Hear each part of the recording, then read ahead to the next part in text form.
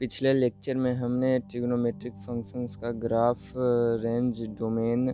देखा था। आज उसी का कुछ एग्जाम्पल हम करेंगे। तो पहला क्वेश्चन हम लोग लिया है, if sec theta is equal to √2 and theta 3π/2 two pi के बीच में है, between 3π/2 to 2π, then find the value of 1 + tan theta + cosec theta बटा 1 बटा cot theta minus cosec theta.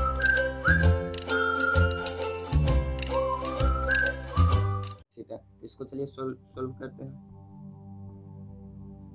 हमारा दिया हुआ है given sec theta is equal to √2, sec theta को 1 बटा cos थीटा लिख सकते हैं। अब cos square theta plus sine square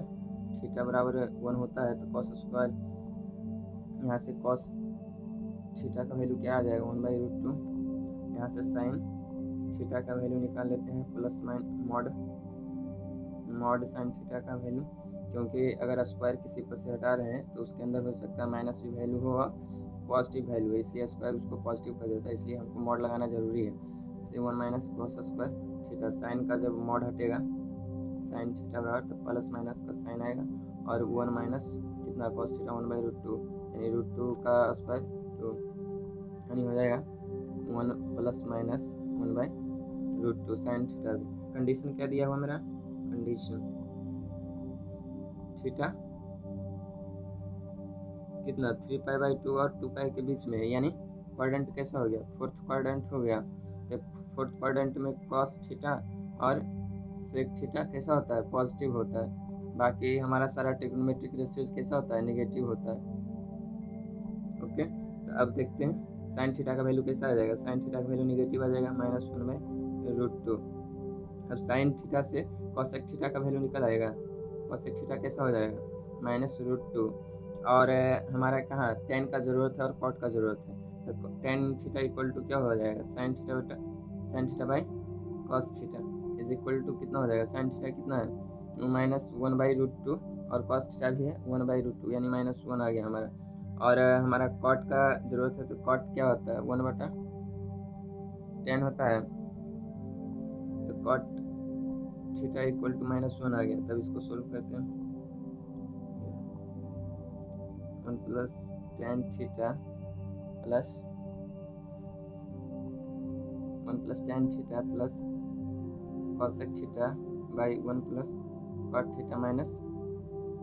cosec theta. अब सारे का वैल्यू धर देंगे इसमें, कितना 1 + tan थीटा का वैल्यू -1, cosec थीटा का वैल्यू -√2, 1 + cot थीटा का वैल्यू -1 माइनस cosec थीटा का वैल्यू -√2। अब सोल्व करते हैं, 1 + -√2 बाई 1 माइनस प्लस √2, 1 1 कैंसिल हो गया, -√2 1 1 कैंसिल हो गया, यानी -√2/√2 इक्वल टू -1।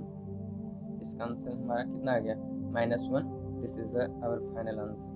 हमारा ये अगला क्वेश्चन है, इसको सोल्व करते हैं। कह रहा है प्रूव करना है कि √1 - sin theta by 1 + cos theta plus √1 + sin theta by 1 - sin theta equal to होगा कब, जब थीटा 0 के बराबर और 90 डिग्री के बीच में होगा, तब उसका वैल्यू होगा 2/cos थीटा। और -2/cos थीटा कब होगा, जब थीटा होगा π/2 और पाई के बीच में, यानी पाई होगा। तो इसको सॉल्व करते हैं। LHS 1 - sin थीटा बटा 1 + cos थीटा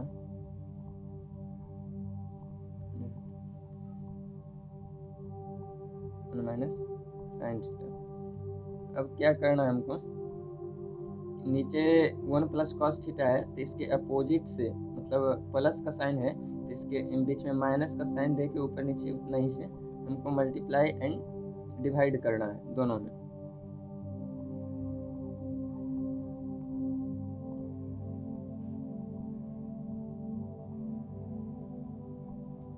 सॉरी, यहाँ साइन थीटा है, साइन थीटा है,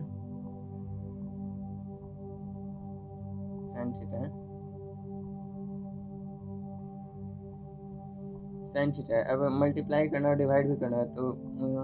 -sin theta by 1 + cos theta multiply by 1 minus sine theta हुआ, sorry 1 minus sine theta by 1 minus sine theta plus, अब इसमें भी मल्टीप्लाई एंड डिवाइड करना है, multiply 1 plus sine theta 1 plus sine theta. अब दोनों में मल्टीप्लाई होकर क्या हो जाएगा, स्क्वायर हो जाएगा, तो हो जाएगा 1 माइनस साइन थीटा का square by 1 minus sine square theta plus, इधर भी वैसे ही हो जाएगा 1 प्लस साइन थीटा का square by 1 minus sine square theta. अब एल एच इसका क्या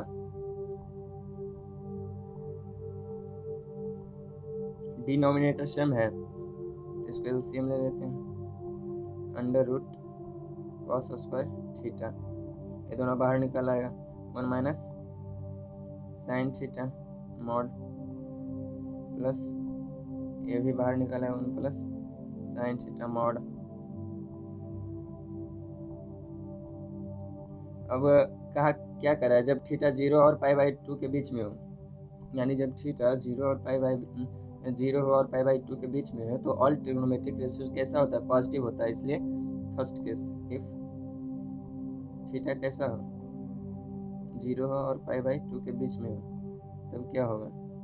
1 minus sine theta as usual निकल आएगा, 1 plus sine theta by cos square cos theta, cos under root cos square theta था तो बाहर निकलेगा तो कॉस थीटा हो जाएगा, मॉड कॉस थीटा निकलेगा, लेकिन फर्स्ट क्वाड्रेंट में होने के कारण पॉजिटिव हो जाएगा, तो इसका कोई दिक्कत नहीं, एक कैंसिल हो जाएगा, बाकी बच गया हमारा 2 बाई कॉस थीटा। अब कंडीशन दूसरा है, इफ थीटा इज कहाँ, पाई बाई 2 से पाई हो और पाई के बीच में हो, तब इसका क्या होगा। अब यहाँ पर सेकेंड क्वाड्रेंट में क्या हो रहा था, साइन कोसेक पॉजिटिव हो रहा था, बाकी सारे ट्रिग्नोमेट्रिक रेशियोज कैसा निगेटिव हो रहा था, यहाँ तो ये पॉजिटिव ही निकलेगा, 1 minus sine theta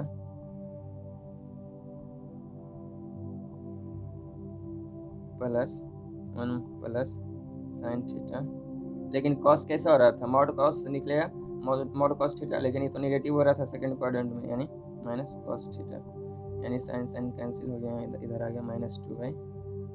cos theta. यहाँ से प्रूफ हो गया कि जब थीटा इतना से इतना के बीच में तो इतना आएगा, इतना से इतना के बीच में तो इतना आएगा। अब हमारा ये अगला क्वेश्चन है जिसमें कर रहा है पी का वैल्यू निकालना है, जिसके लिए जो दिया गया इक्वेशन है वो रियल सॉल्यूशन रखता है, तो इसको सोल्व करते हैं, 2 cos square x minus P plus 3 cos x plus 2 into P minus 1 equal to 0। Real solution रखने के लिए क्या, cos x का वैल्यू कैसा होना चाहिए, रियल होना चाहिए, इसके लिए क्वाड्रेटिक इक्वेशन में जो हमको रूट्स निकालने का फार्मूला है उसका उपयोग करेंगे, cos x equal to minus b में क्या है, b a x square plus b x plus c बराबर 0 है, तो इसमें एक्स स्क्वायर का कोफिशिएंट ए है, बी का कोफिशिएंट क्या है, अथी एक्स का कोफिशिएंट बी है, तो कांस्टेंट सी है, इसमें होता है माइनस बी, यानी minus minus minus plus P plus 3 plus minus under root B का स्क्वायर, यानी पी प्लस 3 का स्क्वायर, माइनस है तो उसका स्क्वायर प्लस हो जाएगा, -4 इंटू ए यानी 2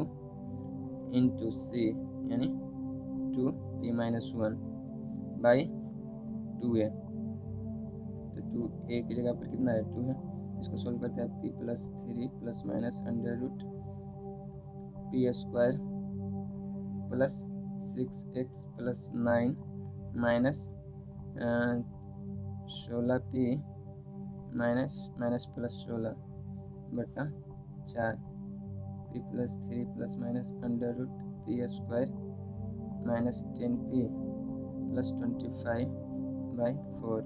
यानी P plus 3 plus minus under root P minus 5 का square by 4, P plus 3 plus minus P minus 5 by 4। अब क्या होगा, जब प्लस का वैल्यू होगा तो इधर लिखते हैं cos एक्स बराबर जो प्लस वाला लेंगे